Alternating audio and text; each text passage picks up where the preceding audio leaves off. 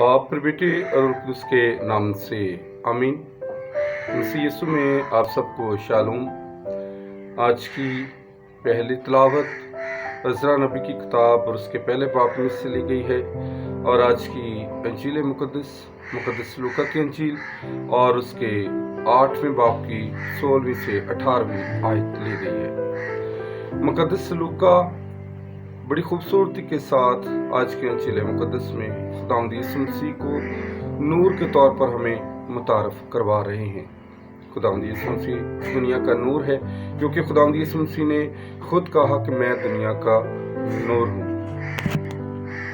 आज के अंजील मुक़द्दस में चिराग और रोशनी की बात की गई है, और हम सब जानते हैं कि चिराग को जलाकर हमेशा ऊंची जगह पर रखा जाता है कि घर के हर फर्द तक उसकी रोशनी पहुंच सके।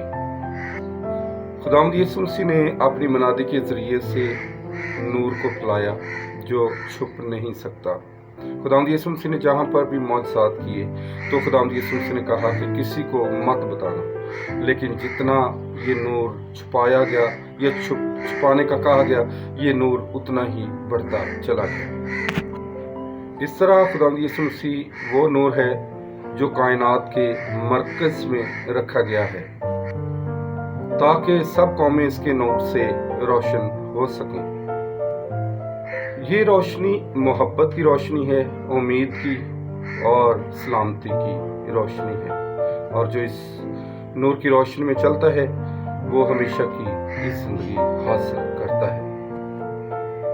ये रोशनी हमें खुदा के रहम और अपनी ज़िंदगी में मुआफ़ी की तरफ लेकर जाती है कि हमने एक दूसरे को मुआफ़ करना और मसीह के साथ चलना है।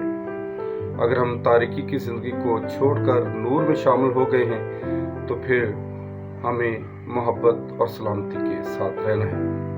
आज की अंजील मुक़द्दस का पैगाम मेरे लिए और आपके लिए कि हम सब मसीह के नूर में चलें, और जब मसीह के नूर में चलेंगे तो हमारी ज़िंदगी की तारीकी छटती चली जाएगी, कम होती चली जाएगी। हम रोशनी के फरज़ांद हैं, नूर के फरज़ांद हैं, और इसी तरह से आज का दिन हम सब के लिए बाइस से बरकत ठहरे, और हमें खुदा फजल अता करे कि हम उसके नूर में बढ़ते चले जाएं। मसीह यीशु के वसीले से।